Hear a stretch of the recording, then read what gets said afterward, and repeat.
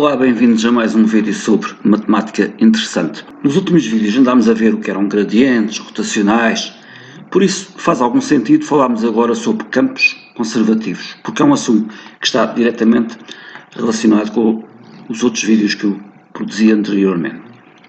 O que é então um campo conservativo? Será que é um campo onde largamos uma lata de conserva? Ou talvez uma zona rural onde construíram um conservatório? Nada disso. Um campo conservativo, para já estamos a falar de um campo vetorial. E se ele satisfizer qualquer uma destas propriedades que eu vou mencionar a seguir, então diz-se que ele é conservativo. Uma das propriedades será a seguinte: se calcularmos integrais de linha dentro deste campo, e se o valor do integral não depender do caminho que nós escolhemos para calcular o integral, então o campo é conservativo. Outra propriedade equivalente será dizer que se nós desenharmos uma linha fechada dentro de um campo vetorial e se o integral der zero, para qualquer linha que a gente escolha, linha fechada, nesse caso o campo é conservativo. Outra forma de provar que o campo é conservativo é se esse campo for o gradiente de alguma função escalar, de um campo escalar. Se nós conseguimos arranjar uma função tal que o gradiente dessa função é o campo que nós estamos a auscultar, esse campo é conservativo. E a quarta maneira de provar que o campo é conservativo, que é a mais utilizada, é provar que o campo é irrotacional.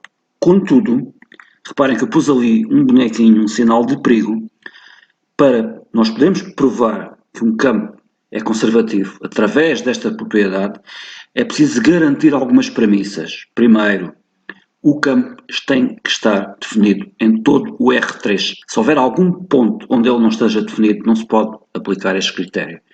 E ele tem que ter derivadas contínuas, porque senão também não se pode calcular o rotacional. Um exemplo de um campo conservativo será o nosso campo gravítico. Reparem, temos um alpinista que tem duas maneiras de chegar ao cume daquela montanha. Ele pode escalar o trilho, indo por um determinado caminho, ou pode ir de helicóptero, chegando ao cume muito mais depressa. No entanto, seja qual for o caminho que ele escolha para chegar ao cume, a diferença de potencial entre o ponto de onde ele saiu e o ponto onde ele vai acabar é a mesma. A energia potencial do alpinista no cume do monte é igual, independentemente dele ter ido por um caminho ou por outro. Nem todos os campos são conservativos, como é óbvio. Vamos a um exemplo concreto. É dado aqui um campo vetorial, φ, e o problema tem duas linhas. Primeiro, provar que este campo é conservativo e depois descobrir uma função potencial deste campo. Este é um tipo de problema típico de uma frequência ou de um exame de cálculo 2. Comecemos pela linha A. Vamos provar que o campo é conservativo e vamos provar pelo método do irrotacional. Só que para mostrarmos que ele é irrotacional, primeiro temos que ver se ele está definido em R3. Neste caso, isto só tem cossenos e não há aqui nenhum problema com o domínio do campo, portanto ele está definido em R3 e tem derivadas também trigonométricas, pode-se derivar às vezes se quiser, não há qualquer problema com as derivadas. Sendo assim, ele reúne condições para se demonstrar que é conservativo, apenas mostrando que é irrotacional. Nós só temos é que calcular o rotacional disto e se der zero em qualquer ponto do campo, nesse caso ele é conservativo. Caso vocês não estejam recordados, aqui à direita está a mnemónica para calcular o rotacional do campo. Vamos calcular. Será, portanto, na direção do versor I, teremos a derivada em ordem y da componente z, menos a derivada em ordem a z da componente y, e depois algo muito parecido na direção do versor j. Não se esqueçam que como estamos a calcular um determinante, tem que se pôr ali um sinalzinho negativo na segunda linha, e depois também algo similar para a terceira componente. E quando nós calculamos estas derivadas, vemos que elas são simétricas, linha a linha, e que anulam-se. Portanto, todas estas linhas vão dar zero, e este rotacional é um vetor nulo, e, portanto, isso prova que o campo φ é conservativo. Vamos então à linha B. Será que nós conseguimos encontrar uma função potencial deste campo? Ou seja, uma função tal que o nosso campo φ é o gradiente dessa função. Vamos tentar. Temos aqui, novamente, o nosso campo φ, as suas entradas, como vetor. O que é que nós sabemos? Da definição de gradiente, nós sabemos que se houver uma função, vamos chamar-lhe f, potencial deste campo, então esta linha aqui vai ser a derivada dessa função f em ordem a x. A segunda linha vai ser a derivada dessa mesma função em ordem a y e a terceira vai ser a derivada em ordem a z. E nós vamos usar isso para chegarmos à nossa função potencial. Comecemos pela primeira linha. Se existir então uma função potencial f, sabemos que a derivada de f em ordem a x vai dar a primeira componente do campo vetorial, que é y cosseno xy menos z. Nós vamos passar o diferencial dx para o lado direito e vamos integrar. E é preciso muito cuidado aqui.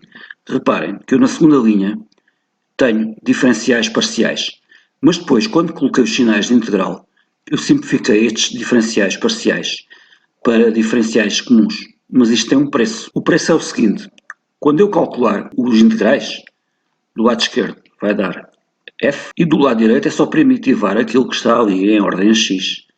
Mas, como o diferencial era parcial, eu vou ter que acrescentar ao resultado do integral uma função desconhecida, que é a função de y e de z. Porquê? Porque isto era um diferencial parcial em ordem a x. Então, quando eu derivei em ordem a x, tudo o que era apenas de y e de z desapareceu.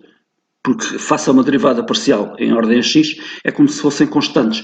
Eu tenho que ter isso em conta e adicionar ao integral uma função que eu não conheço. Neste caso, chamei-lhe uma função g de y e de z. E agora já tenho uma expressão mais completa para a minha função f. Embora ainda haja ali uma função g que eu não sei o que é, mas já tenho qualquer coisa sobre a minha função f. E nós vamos pegar nisto que temos e vamos dar mais um passo. Ora, eu aqui em cima escrevi aquilo que já sei sobre a função f e agora vamos usar a segunda componente. Nós sabemos que a derivada parcial desta função f em ordem a y há de ser a segunda entrada do campo φ, que é x cosseno xy. Mas eu, como já tenho uma expressão para a função f, eu vou calcular a derivada para essa expressão e igualar. Quando eu faço isso, há duas parcelas que são iguais, que se anulam, e eu concluo que, calculando o integral de 0 é uma constante, eu concluo que a minha função g de y de z é uma constante, mas, mais uma vez, como eu passei de diferenciais parciais para diferenciais totais, eu vou ter que adicionar aqui uma função h de z. E agora, como eu já tenho uma expressão para a minha função g, já consigo escrever a minha função f, aqui à direita, de forma um bocadinho mais completa.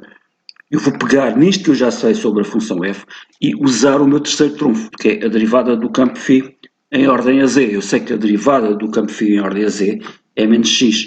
Mas, mais uma vez, eu vou substituir na derivada, vou substituir a expressão de f que eu já conheço. Quando eu faço isso, mais uma vez, há aqui duas parcelas que se anulam. Eu chego à conclusão que a minha função de z, afinal, é uma constante. Reparem que este problema até foi muito simples de resolver, porque por duas vezes que aparecem constantes, mas isto nem sempre é assim, está bem? Às vezes é mais complicado, aparece mesmo uma função de y e aparece mesmo uma função de z e nós temos que adicioná-las à nossa função potencial. Neste caso está resolvido. Esta constante que sai aqui da h de z soma com a outra constante, transformando-se numa constante apenas, e concluímos então que uma potencial função deste campo, φ, seria isto, sendo xy menos zx mais c. Se vocês agora calculassem o gradiente desta função f, ia dar o campo vetorial φ. Espero que o vídeo tenha sido útil. Agora já sabem que um campo conservativo não é só tirar uma lata de atum ali para a pradaria. Até à próxima.